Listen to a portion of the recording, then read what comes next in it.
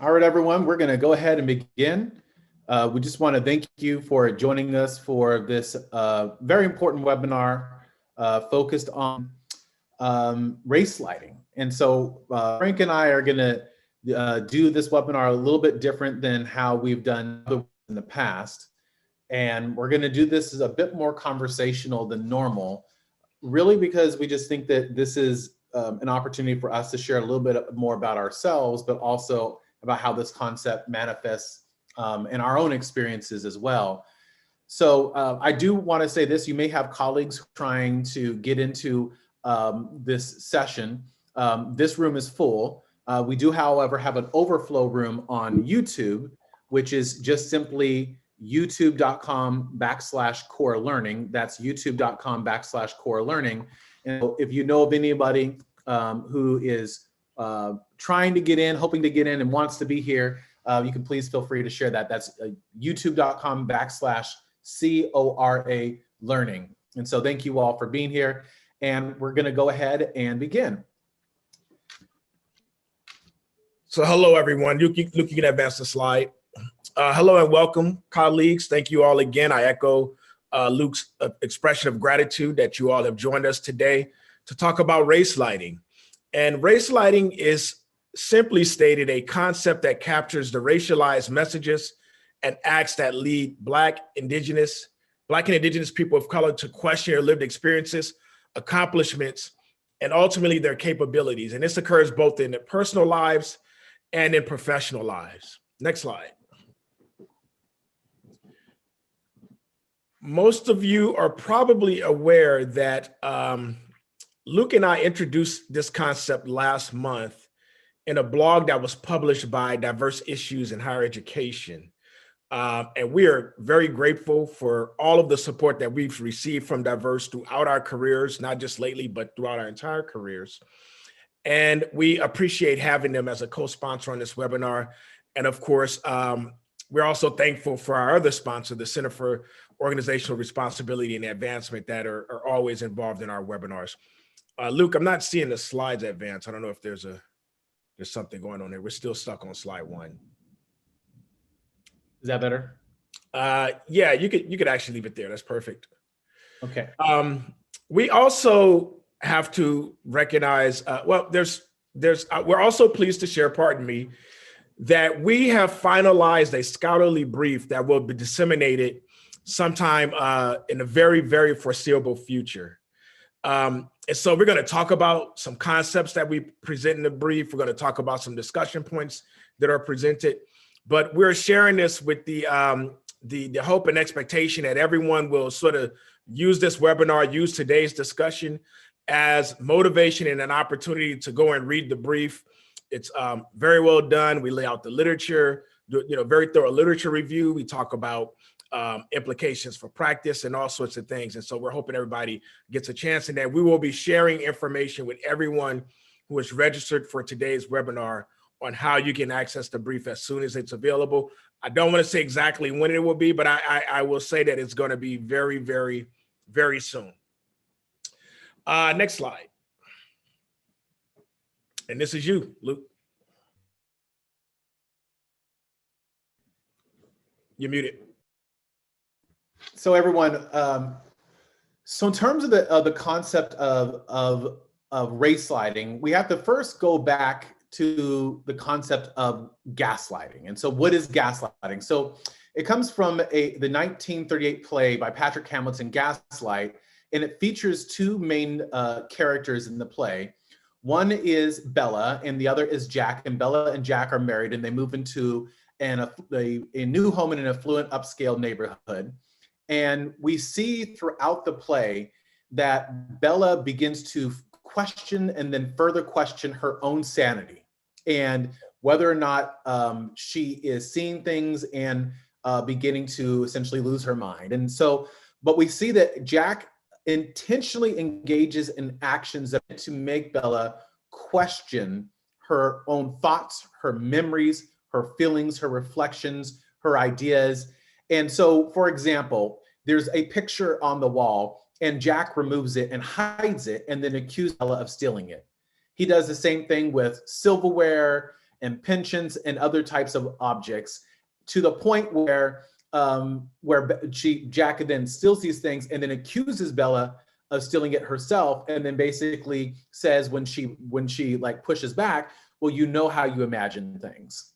There's one scene in the play where they go out to the theater, and then on their way back from the theater, Bella is accused of stealing Jack's watch, which he hides in his pocket. And as he's hiding the watch in his pocket, Bella, he basically expresses his frustration with her for stealing the watch that he's stolen, and then basically begins giving her the silent treatment where he's not going to speak to her. And so it gets to this point here in the play where essentially what happens is that she gets to the point where she's so frustrated, she begs him to speak to him. And she even goes to the point of saying, hit me, hurt me, but for pity's sake, please speak to me. And where the name gaslight comes from is from the actual light in their home. And back then, what would happen is that there was all the electricity was powered by gas. And so if you're using light in one part of the house and then begin using another light in another, the lights dim. And so she would see the light dim. And then when that would happen, she would hear banging in a different side of the house, which was actually Jack.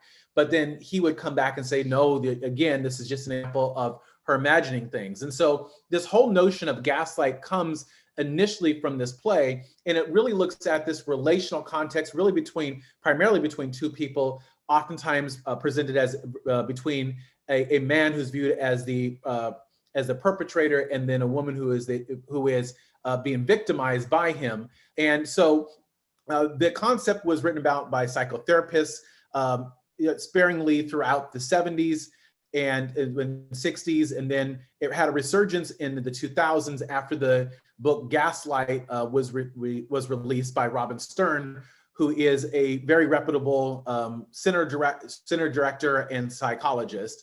And essentially, she's talking about in this book what gaslighting looks like and how you can basically spot when people are trying to control and manipulate you. So as I said before, and as you can see on the slide, the term gaslight has been traditionally conceptualized as occurring in heterosexual relationships between a man and a woman. And it has not necessarily been associated with racism or other forms of marginality, though in recent years, there's been more work that has looked at it in some ways in a racial context, and we'll share that work because there's some really important works that have been done. But then it also, there's been some really good works looking at how LGBTIQ plus students experience this both in school settings and in terms of the relational dynamics between them and their parents, who deny and gaslight their identities. And so there has been, as I mentioned, some work looking at this in a racial context. One is from Roberts and Andrews, who talk about gaslighting experience of African-American teachers. And they look at, after Brown versus the Board of Education, there was essentially a significant reduction in the amount of African-American teachers. And one of the reasons this occurred is that the ruling that came down essentially connoted that Black teachers, Black schools were lesser than. So therefore, we need to move away from that as options for Black students. And it gaslit the actual situation that was taking place, which is that the white families did not want their children being taught by Black teachers. And because of how integration was taking place, that was a strategy that they used to get rid of Black people. The next example comes from Davis and Ernst, and I have a screenshot of their paper on the right-hand side, which is also another very amazing work and very powerful. In fact, you'll see us reference that throughout. And they look at gaslighting in a racial context, and they actually have a term that they call racial gaslighting, which you'll see us apply here too, but in a slightly different context. And they define that as the political, social, and economic and cultural process that perpetuates and normalizes a white supremacist reality through pathologizing those who resist. And in fact, I do believe that Angelique Davis, who is a lead author, may even be joining us as one of our participants and hearing from us today. So if she's there, just want to say thank you for your work. It's very powerful. And how she looks at this is, and her colleague look at this, is oftentimes through the lens of case law and policy. And in particular, they point out Korematsu versus the United States, in where there was internment, of course, of Japanese during the war. And essentially Korematsu was someone who said, I don't want to report to the internment camp because that's not an internment camp, it's a concentration camp. And this is racial discrimination. And it went up through the courts, and the courts came back saying, well, this is actually not racial discrimination. This is about protecting the United States versus the Japanese Empire. And so it's an example of how gaslighting can play out in case law. And they provide other examples in there as well. The Commonwealth of Kentucky versus Brady is another example that you'll see. But they introduced this concept called, and they promote this concept called racial spectacles, which is essentially how there are narratives that are created by nation states to essentially advance hegemonic practices, systemic racism, and that those narratives serve to reinforce the gaslighting or racial gaslighting that people of color experience within the court systems and within case law. And they also do a really good job of noting of how essentially these practices play out at a macro level, but they can also play down at a micro level and have an individual level impact as well.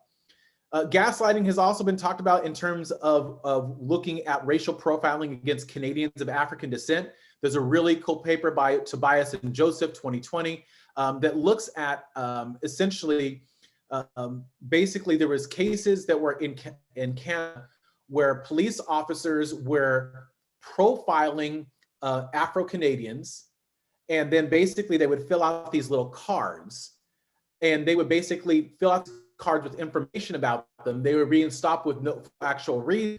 And then basically the response from the police was, well, they have to stop. It's totally optional.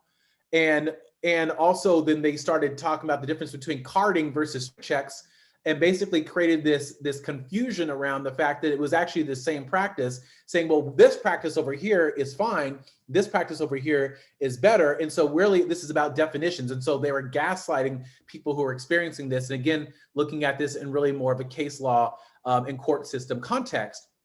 Probably the closest to what we've looked at here, gaslighting as a framework for discussing the experience of women of color scientists by Rodriguez, Mendenhall, and Clancy, who look at how these types of messages also play out at a more interpersonal level for women of color scientists who are experience the confluence of racial and gender microaggressions, but experience it in ways that make them question their own realities and capabilities.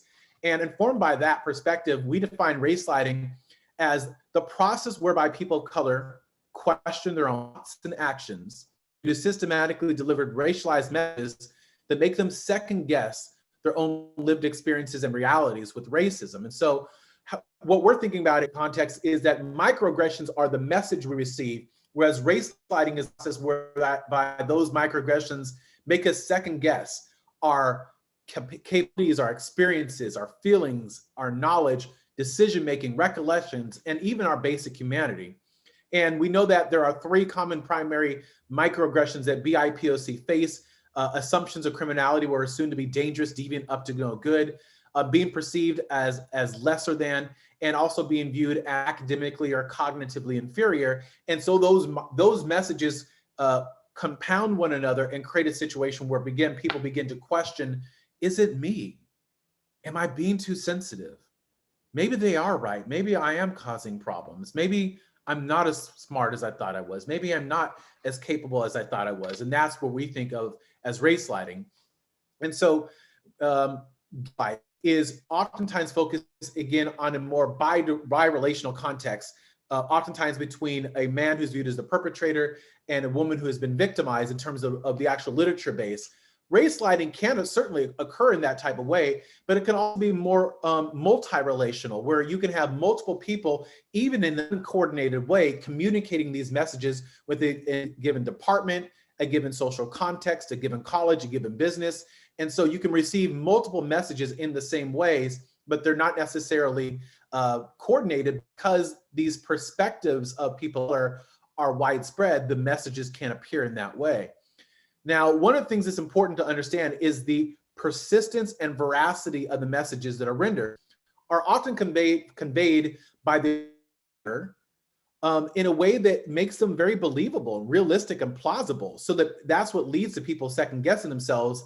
And Daryl Wing Su in his work on microaggression talked about this as saying, well, some may even distort a reality where their actions are defended in good conscience because they believe the narratives that they have created. Now, in terms of how we think about it, we use the term microaggression to refer to the message as has been espoused by Sue, whereas the race lighter is the person who's perpetuating the message. The race lightee is the person who's receiving. And we also have found that these messages can be further compounded based upon intersectional identities. So, for example, the message itself, depending upon how many minoritized communities that a person comes from, may further compound that marginality. So, for example, a message that is rendered to a person who is a person of color, who is also identifies as female, also identifies as someone who may be from the LGBTIQ plus community, those messages can be further compounded and then further exacerbate the experience with race lighting. Now, how we connect this to again, I want to encourage everyone to read the work by Angelique Davis, their concept of racial gaslighting, which they talk about at the macro and individual level, is that we see, as particularly because of their focus on the ways in which these messages actuated state-sponsored entities like the federal government and in case law, we see that as more of how racial gaslighting is a macro level effect, whereas race lighting is more of the interpersonal identity effect, and that those two things basically create this circular pattern. And it's a circular pattern in that race lighting, when built up, when unchecked, can go to scale to become the racial gaslighting that happens, and then those racial gaslighting messages feed to what influences that interpersonal interaction. Now, I've seen on the chat window, both here and on YouTube, that people have said, wow, this could lead to imposter syndrome. This could lead to stereotype threat. Absolutely. And let me talk through the race lighting process as we see it. In our society, what we see is that there are antecedents, right? Which is white supremacy, white nationalism, white fragility, anti-Blackness, anti-indigeneity, capitalistic interests, and even a systemic oppression. And what happens is those messages influence the interpersonal experience by either through explicit bias, through explicitly microaggressive and deleterious messages and thoughts, and implicit bias, which again, we'll talk more about this, but so you have explicit bias and implicit bias, which then informs microaggressions. And microaggressions, as you'll hear from Frank, are essentially the subtle ways in which discrimination plays out. Now, there are three different types of microaggressions, and I should note that it's developed by Chester Pierce and has been advanced in recent years by the work of Darrell Sue and a number of other colleagues. And Daniel Solorzano is another example of someone who's advanced the concept of microaggressions. But there's three different types. There's a micro assault, which is more like old school racism, which is more so closely related to explicit bias. There's micro insults, where we insult people of color, and that can include like assumptions that they're criminal or perceptions that they're academically inferior. And then there's micro invalidations, which invalidate their experiences and realities. And as we see it, micro assaults is more closely related to an explicit bias, whereas micro insults and micro invalidations are more closely related to the implicit bias. But ultimately, the message is the microaggression, the process to whereby it makes you question yourself, your own thoughts, your own realities, your own perceptions. That's race lighting.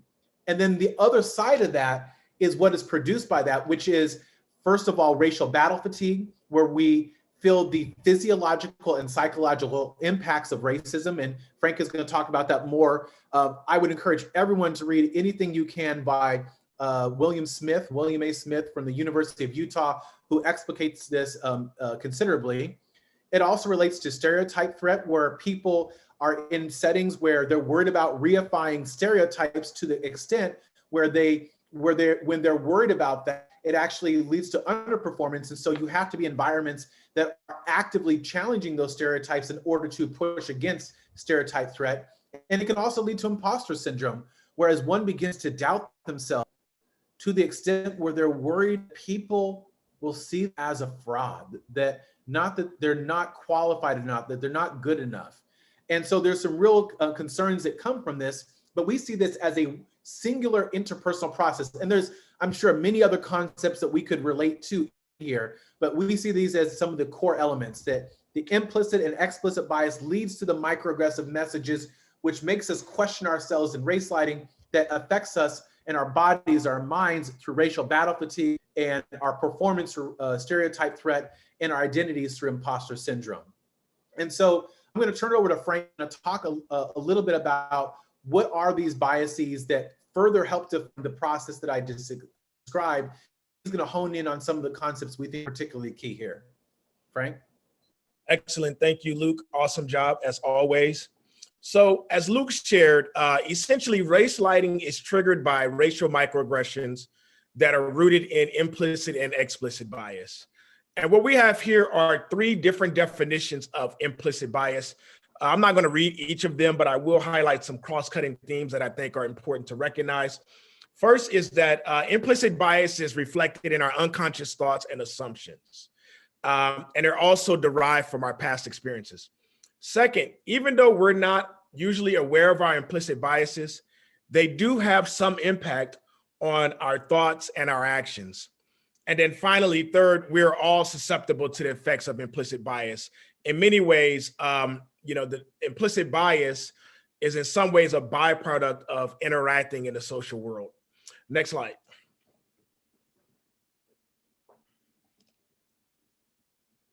And Luke also did a good job of talking about the relationship between racial microaggressions and race lighting.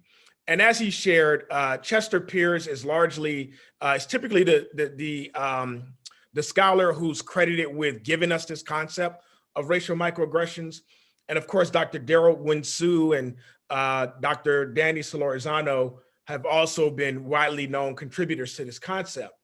But using Daryl Winsue's definition, racial microaggressions are defined as brief and commonplace, daily verbal, behavioral, or environmental indignities, whether intentional or unintentional, that communicate hostile, derogatory, or negative racial slights and insults towards people of color. We also know this, that racial microaggressions are pervasive in a sense that people of color and other minoritized groups experience them on an almost daily basis. We also know that they can be expressed both verbally, such as a slight or a put down, a subtle slight or a put down, but they can also be expressed non-verbally. Like when someone looks at a person of color and responds negatively to, or in a non-verbal way, to their presence. But here's the key point here. Regardless of how racial microaggressions are expressed, we know that they invalidate the experiences and capabilities of people of color. And so that's the sort of big takeaway here. Next slide. Let's skip this one, Luke, and go to the next one. We also know that race lighting results in three main consequences. The first is stereotype threat. Another one is imposter syndrome. Luke highlighted both of those. And then, of course, there's racial battle fatigue. And this is the one that I want to spend a little bit of time talking about here. We know that racial battle fatigue, again, this is a framework that's proposed by our colleague, Dr. William Smith at the University of Utah. And it's incredibly illuminating in helping us recognize the cumulative effects of being immersed in chronically racist environments. And most scholars have primarily stuck to the racial microaggressions framework to explain this.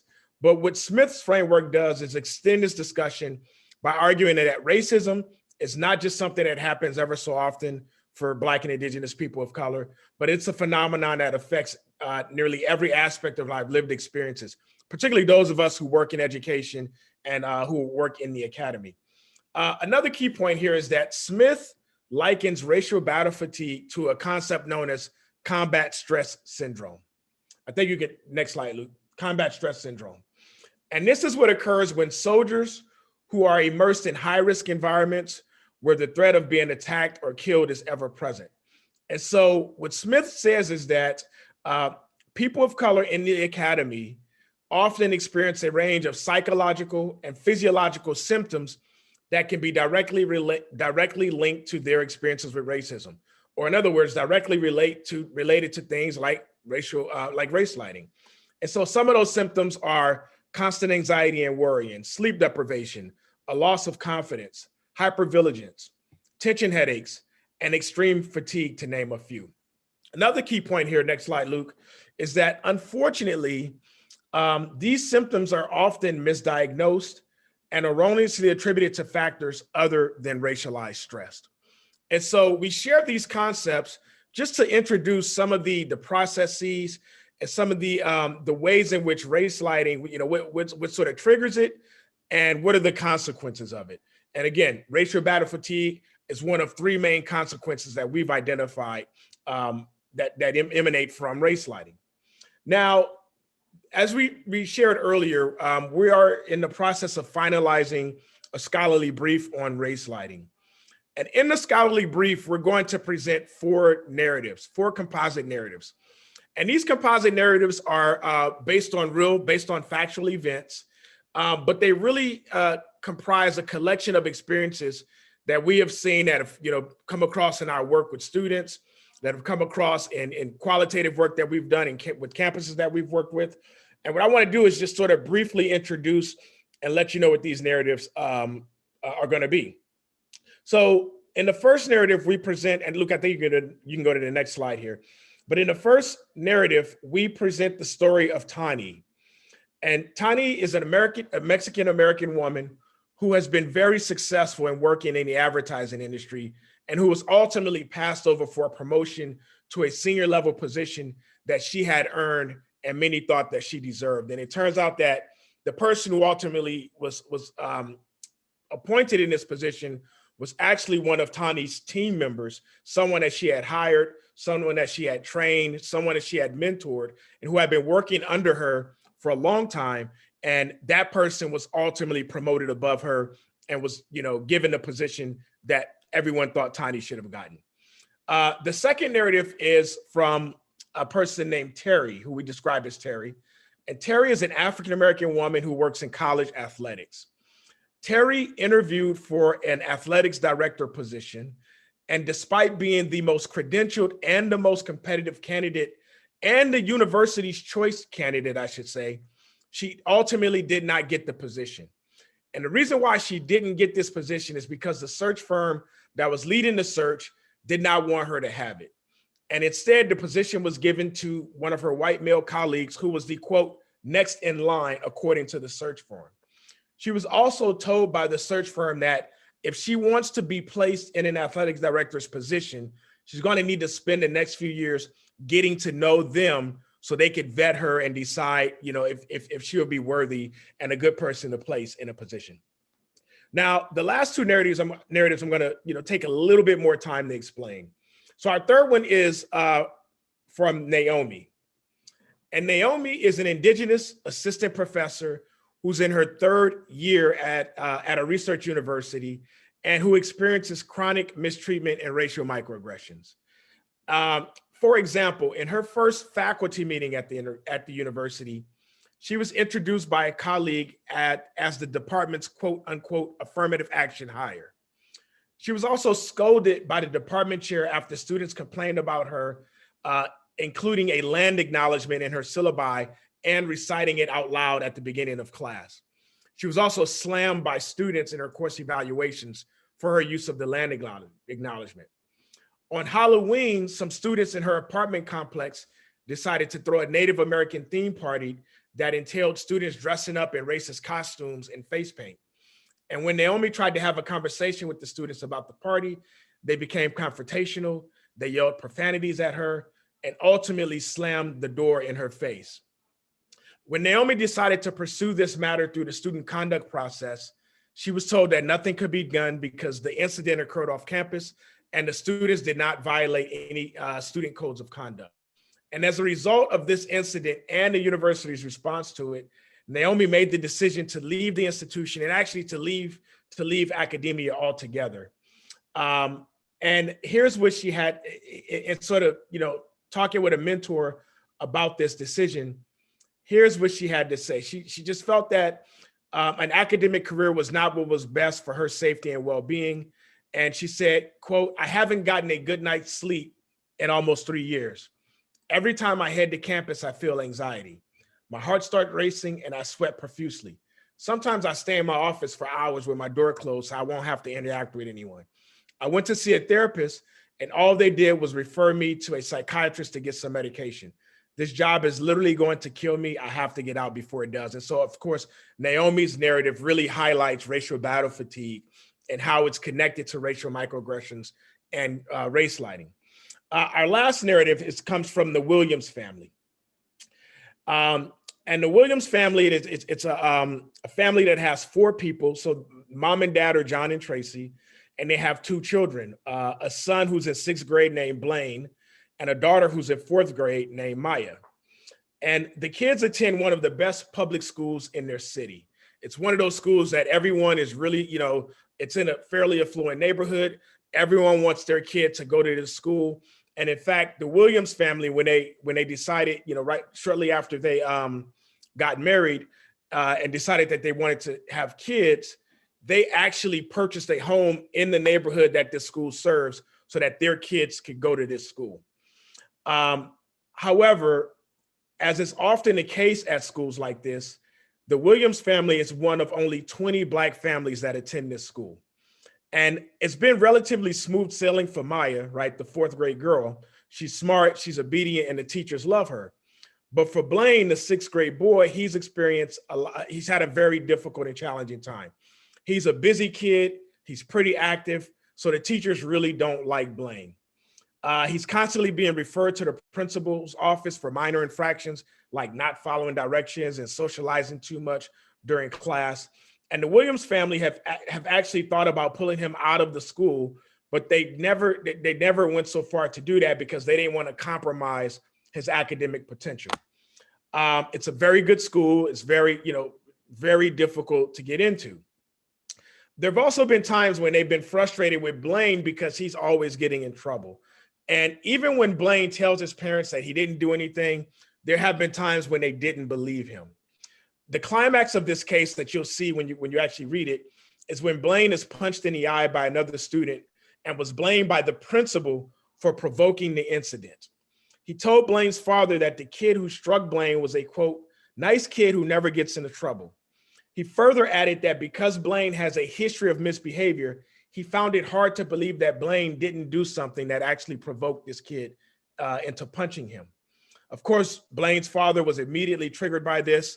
He passionately shared how upset he was, and he insisted that he be connected with the school district so he can file a complaint. All of this conversation is taking place in the principal's office. The door is closed. Minutes later, there was a knock at the principal's office door. School security had been called by one of the receptionists who became concerned when she heard John yelling at the principal.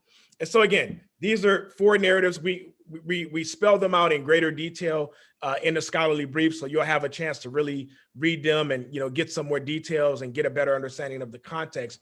But we're sharing these to really bring, to sort of illustrate how how race lighting plays out in a more transparent and in very contemporary and in very diverse settings, right? So you have, K-12 setting with the Williams family. You have, the first narrative with Tani, who's working in corporate America.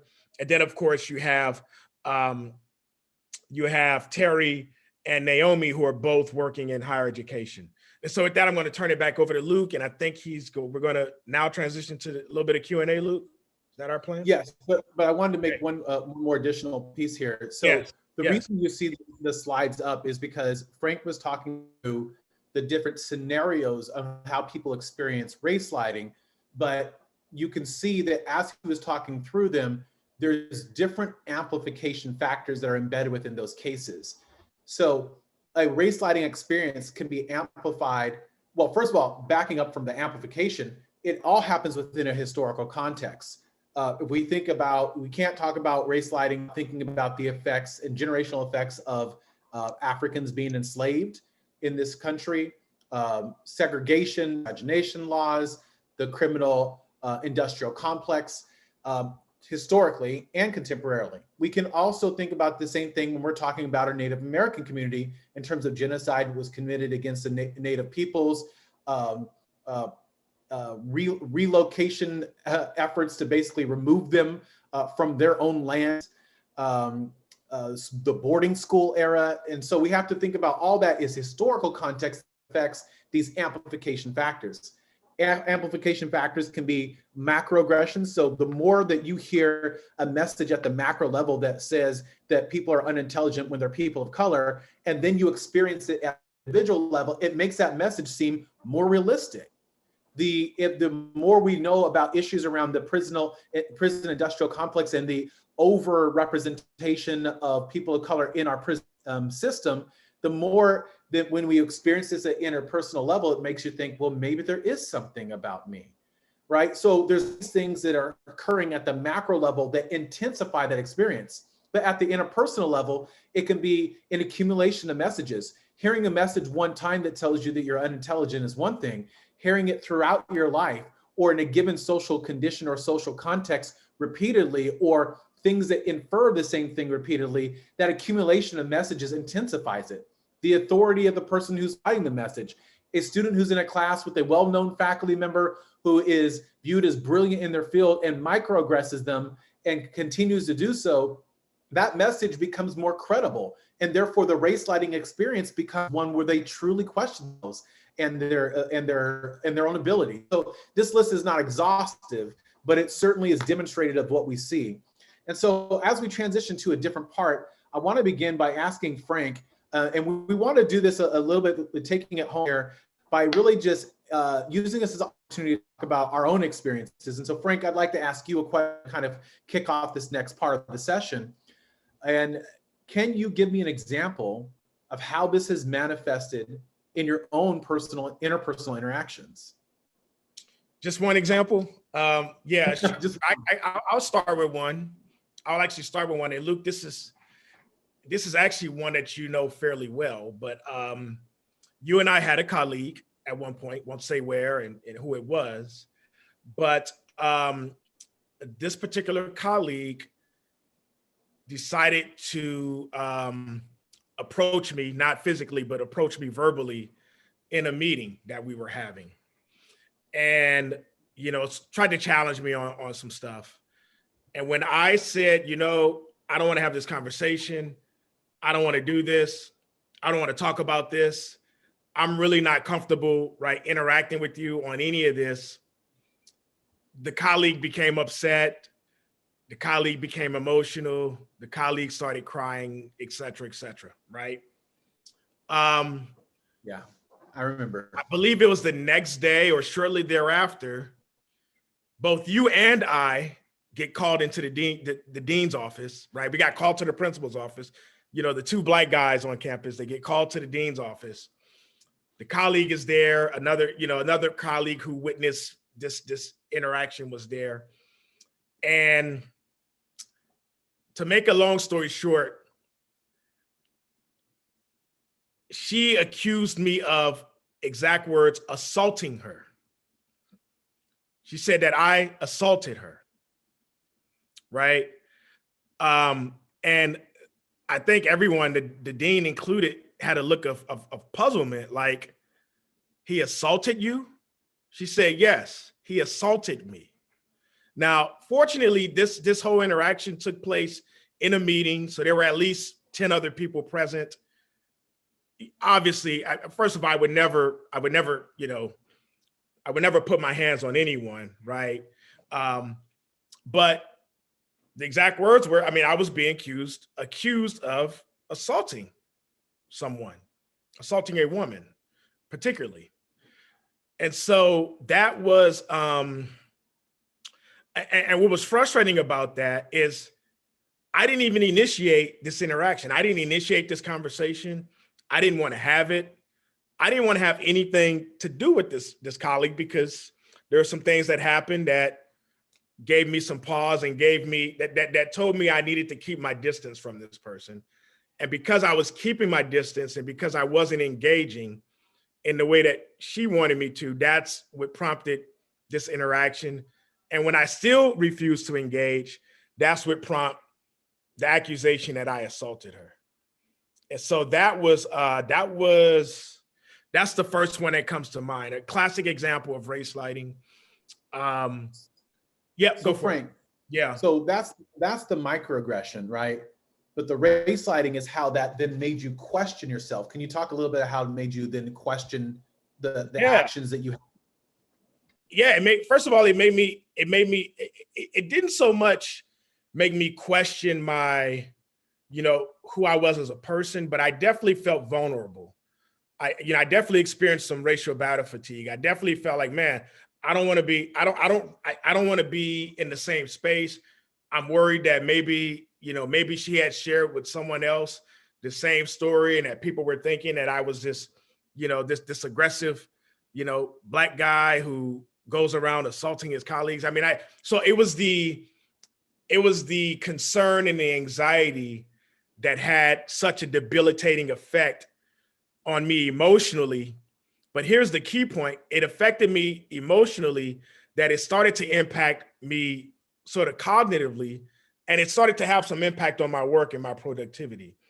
And fortunately, I was tenured at this point, and so I wasn't worried about necessarily keeping my job. But I do worry, what if I was, a first-year assistant professor, if I didn't have protection, or if there were, there weren't witnesses, or if we didn't have a dean who fortunately, had the good sense to say, hey, this doesn't sound right, that didn't sort of pursue this. And so that is probably the most salient example. You were there. And what was also interesting is that it had nothing to do with you, but somehow both you and so I don't know how you ended up getting called into that meeting, to be honest with you. I have no idea. That had nothing to do with you. Called into that meeting. Yeah, I'm glad you came. I appreciate you coming and having my back, because it was, honestly, I felt safer with you there, but I felt bad, like, man, how did Luke get caught up in this? He had nothing to do with this. But that's the story that really, man, I'm still, and this happened years ago, and I'm still triggered by it. Like, it still bothers me, because I know that all it had to take was a different set of circumstances for it to go in a different, to be handled a different way. And so, yeah, that's the one. What about you, Luke? Is there a personal or professional experience that you've had recently that speaks to race lighting? Well, there's actually something pretty recent that just happened. It was actually a couple days ago. And so, as we all know, we're in the midst of COVID. And, in California, for those of you who are outside of California, in California, we've finally went to 1B, which means that if you're an educator, that you're allowed to get your first vaccine, or to get vaccinated. And so, signed up and found a place in my county that I could do it, but it wasn't in a place that I typically go.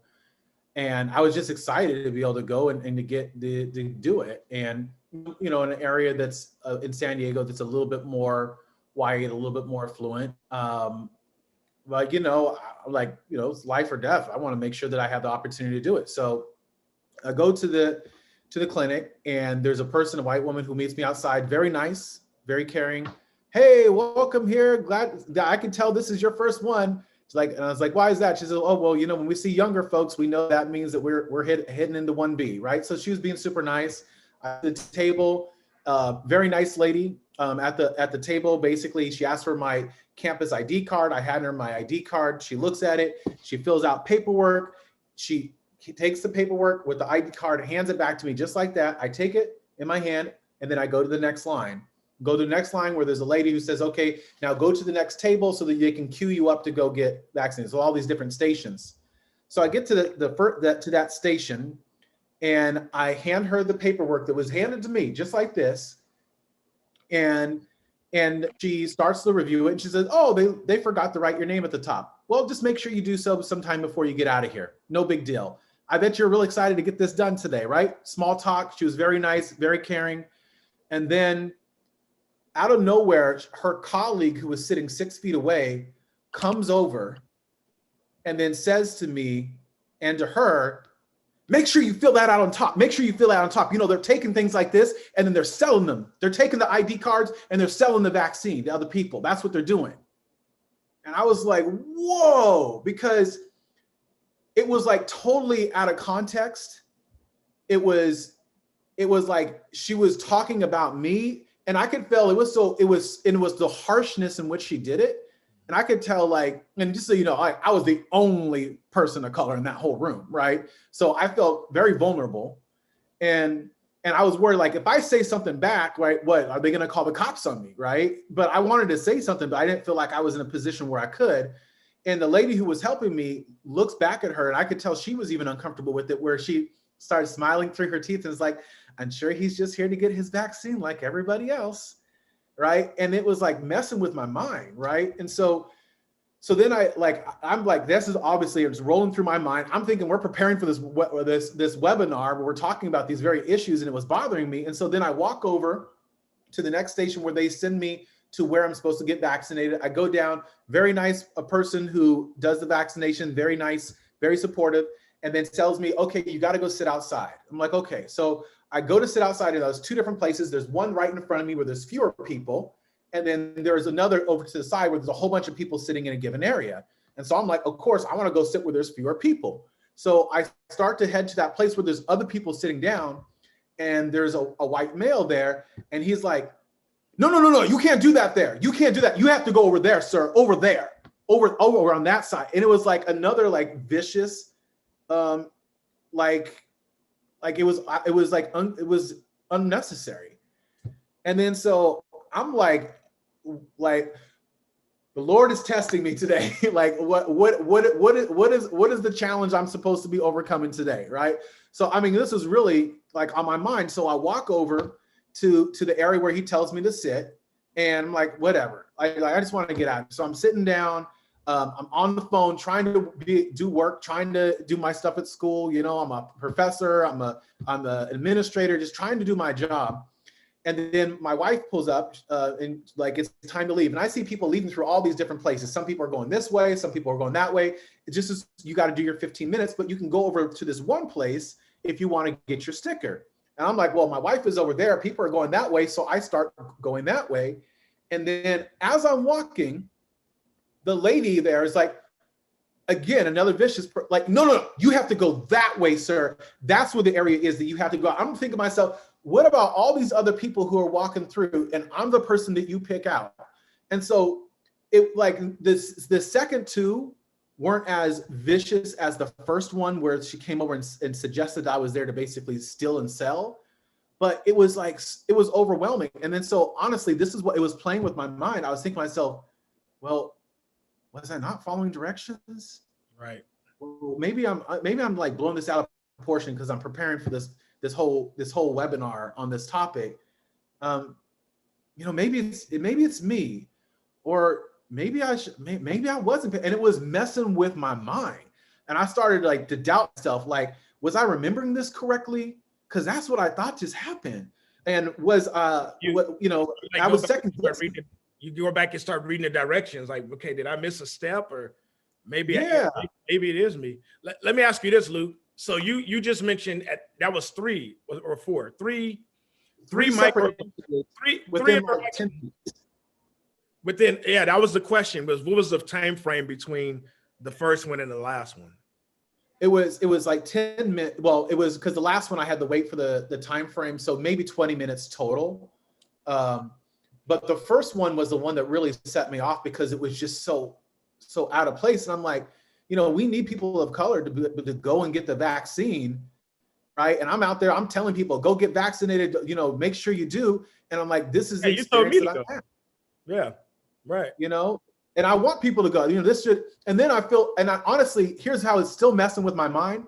I feel bad that I'm sharing this as an example, because like, I'm thinking like I should feel like privileged that I was that I'm educated and I was able to go get vaccinated.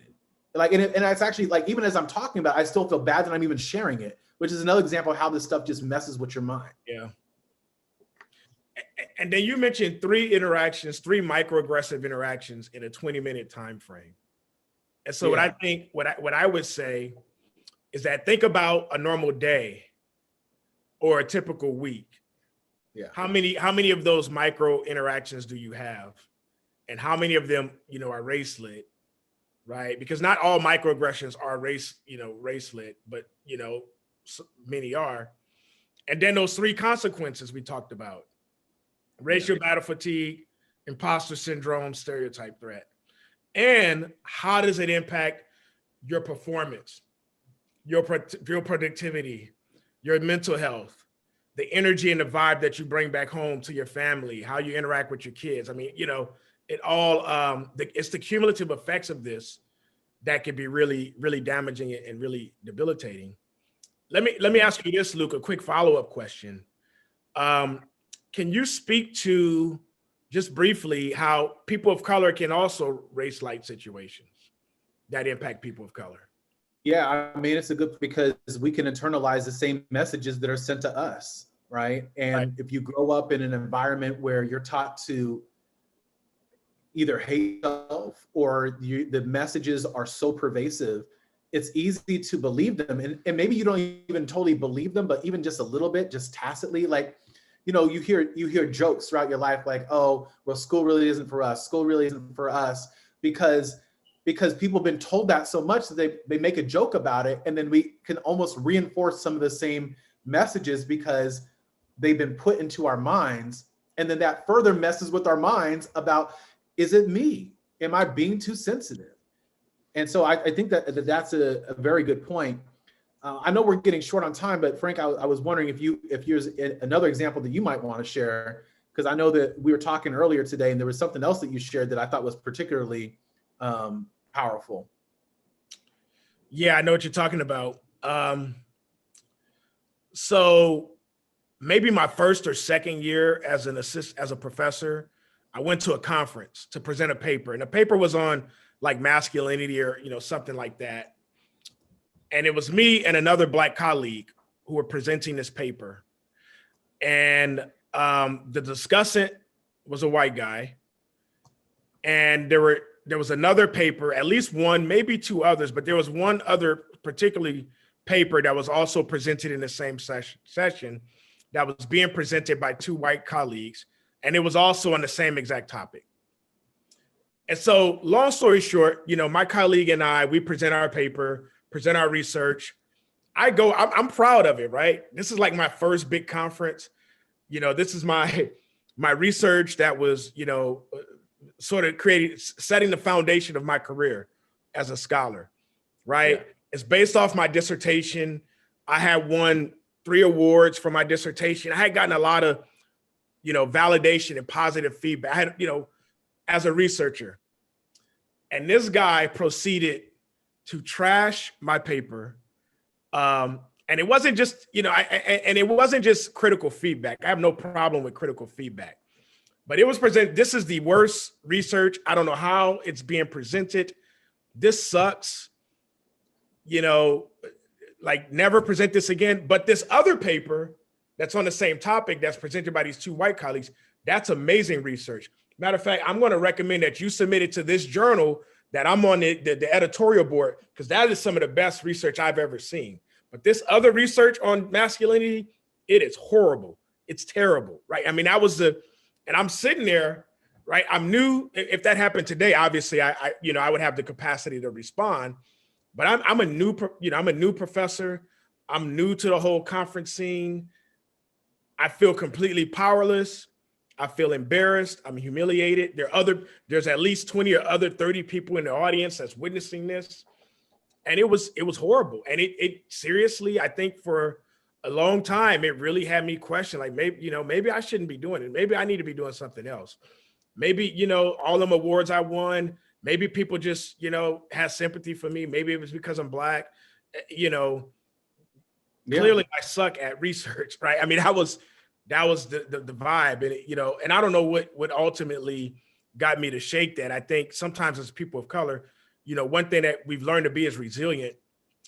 And sometimes our resilience comes at a consequence, or comes at a cost of our physical and mental health.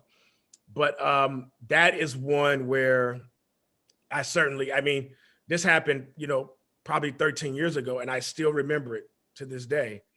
But it was a horrible experience.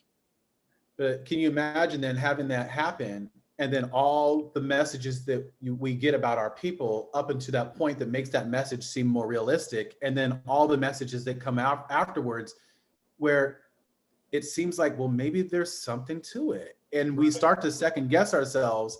And so I would say that for people watching, because I know that people are asking, like, what can we do? Well, the first thing is to recognize that this is a process and it's not you. Right. You are smart. You are capable. You are worthwhile. You're not blowing it out of proportion. And it's sometimes that self-assurance. But Frank, what are some recommendations that you'd have for people who are experiencing this? They're the racelightee. What can they do to have greater agency and greater empowerment in this situation? Number one thing on the list, when you are working in chronically racist environments, and if you work in education, you know that you're probably are working in a chronically racist environment. You have to exercise good self-care. You have to. So you cannot give everything that you have to an institution, right? You got to give what you need to be good at what you do, but you got to, you know, make sure you're exercising, make sure you're meditating, make sure you're praying, making sure you're feeding your physical and mental and spiritual soul, because when it, you know, when you're, that's in many ways building your capacity to deal with this stuff in a healthy way, right? That's number one. I think the second thing is you have to create counter spaces and you have to build community outside of that social sphere in which you're constantly being race lit. So if you're in a racist department, right, like Naomi, who I described earlier from the vignette, then you need to have relationships with colleagues outside of your department. Maybe they're at the same university, but they're not people in your department, people who you can go to for support and validation. If the whole university is that way, maybe you need to create those spaces outside of the university. The other thing I would say is this, and you know, we really, particularly as scholars and professionals of color, sometimes we put ourselves and allow ourselves to stay in environments that we know aren't good for us because they're quote unquote prestigious, right? And so we say actually, Luke, we talked about this. If you have the agency and you have the opportunity to leave, get yourself out of that, or to take your kid out of this quote unquote good school, you got to do it, because the benefits that comes with prestige or being in this quote unquote good school, those pale in comparison to the consequences that you experience, right? And I want to be clear here. Not everyone has some people can't just leave their job. Some people can't say, you know, I'm leaving. Right? And so it's not a value judgment, but if and when you get the opportunity to do it, get out, is what I would say. What about you, Luke? What would you add? I'll tell you something that I started as a practice long ago was journaling. So I don't journal regularly, but I journal whenever I experience something, because I feel like it's my way of kind of trying to process it. And I started this when I first began my career working at a small private liberal arts college in Tennessee, and I was the only faculty of color. Yeah, that's how we met at this time. Yeah, I said, man, we got to save this guy. Yeah, I was there by myself, but you know, the thing was, even though I was the only faculty of color, you know, 40% of my students were Black, and you know, you go up like 45% of them were color, and so there was life that I was getting from working with them, but there was also a lot of damage I was going through and trying to be, you know, sometimes people want you to be a rock for them when you feel like nothing but a bag of pebbles. And so, you know, but I was doing the best that I could. And there was a lot of different incidents that took place. I mean, one was when I went to the dean's office and I talked about racism in my ethics class, and he called me in because he wanted to know if he had a quote unquote Reverend Wright on his hands. Oh, wow. I remember Jeremiah Wright. Huh? Yeah, Reverend Jeremiah Wright, referring to that, like that was supposed to be negative. Because I was like, well, you know, and it was such an awkward situation. I remember that when there was a colleague that I was working closer with, who was kind of my superior at the time, and they were leaving, I had another colleague come up to me and say, so Luke, are you going to be okay without and he does this little smile, your master, right? like very clear connotation there. I had another one where I was in the cafeteria working, sitting down with a group of faculty, and there was another faculty member who was openly making jokes about Black people and Jewish people, and then looking at me to see if I was like dare to say something. And so I was in this environment, and it was like I was like questioning myself, questioning my abilities. Like, am I able to do this? Do I even belong in the academy? And that's when I started journaling. And I started journaling and just documenting my experiences. And every now and then I'll even write about them, but more so, if anything else, it's just for me. It allows me to remember what has occurred. It gives me a sense of I don't know, a way of expelling it. I don't know how to explain it, but it's been very beneficial for me. And I'd just like to reaffirm what you said about going and seeking out support outside of your own institution, whether it's, a church, a community group, whether it's your lodge, whatever that space is that you can basically recharge. We have to recharge because, William Smith's work tells us that racial battle fatigue, it's real, and it will result in us, ultimately, it'll affect us in a deeply psychological way.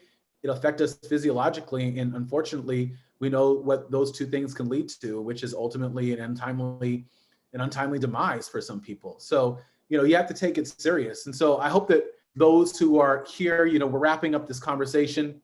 I hope that this has been somewhat beneficial. Again, we're going to be releasing the report soon. So if you're registered for the webinar, you'll be able to get the scholarly brief. I also want to just say that, we'll be using, moving forward, the hashtag Racelighting. So if you feel comfortable sharing your own experiences, be careful in how you do so. But if that's something you feel comfortable doing, we'd encourage you to do so.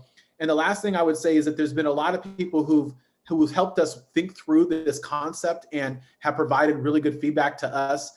I'd like to just mention their names really quick to just honor their time in helping us think through this. That includes Eric Bishop, who's the president and superintendent of Ohlone Community College District, Adara Essien, who is an assistant professor in child and family development at San Diego State, and Angelica Gonzalez, who's project director, Title V STEM at Orange Coast College, Cedric Hackett, who's the associate professor and director of the Du Bois Hammer Institute at CSU Northridge, Ashanti Hans, who's the vice president for student services at San Diego Mesa College, Ivan Harrell, who's the president of Tacoma Community College, Adriel Hilton, who's dean of students at Seton Hill, Carlos Navarez, who is the chair and professor of graduate and professional studies and education at CSU Sacramento, Sac State, my alma mater, Christopher Newman, a good colleague and friend of both of ours, associate professor of higher education, Azusa Pacific, Clyde Pickett, who's the vice chancellor and CDO at the University of Pittsburgh, BJ Snowden, who's the interim VP of enrollment and student services at the Los Rios Community College District, Molly Springer, who's a good friend, associate vice president for student success and educational equity at CSU San Bernardino, Scott Thayer, who's the vice president for student services at San Bernardino Valley College, LaWanda Wesley, who's the director of quality enhancement and professional development and early learning at Oakland Unified School District. Shout out to LaWanda. Sua Zhang, our former student and colleague now, who's assistant professor of council education and rehabilitation at Fresno State. And then lastly, Jacob Alvarado Wypup, who is the tribal liaison at San Diego State. And we wanted all these people to weigh in because this isn't about, this is a concept that affects all of us. I think what we're just trying to do is to provide language to what we see in our daily experiences as BIPOC. And so we just want to thank you for being here. And I'll turn it over to you, Frank, if you have any last comments you'd like to offer. Yeah, we will, as we always do, we always share the recording. So we will share a complete recording of this webinar.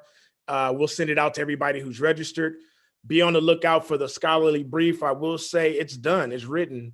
It's just in the design phase. So we hope everybody takes the time to read it and cite it in your work and share it with at least one other colleague. And if you're a professor and you have graduate students that are doing work on race, make sure that they cite it in their literature review. Luke, should we say when they should expect to receive it or not do that? We plan to send it out next Tuesday morning. Okay, thank you. So yeah, that's the plan. But sometimes things come a little early, sometimes they come a little late. The thing for us is that it needs to be right on time. And hopefully this conversation at the very least was right on time for you folks. I know that many of you mentioned issues and challenges you're experiencing in your own environments. And hopefully this conversation, if nothing else, has given you some language to describe what you're already going through. So thank you for being here. Thank you for being part of the BM Black Minds Matter coalition and community, for participating in the core webinars. And we hope that you all have a wonderful rest of your day. And again, please use that hashtag Racelighting. Hashtag Racelighting. Have a good rest of your day, and thank you all. All right. Thank you, everybody.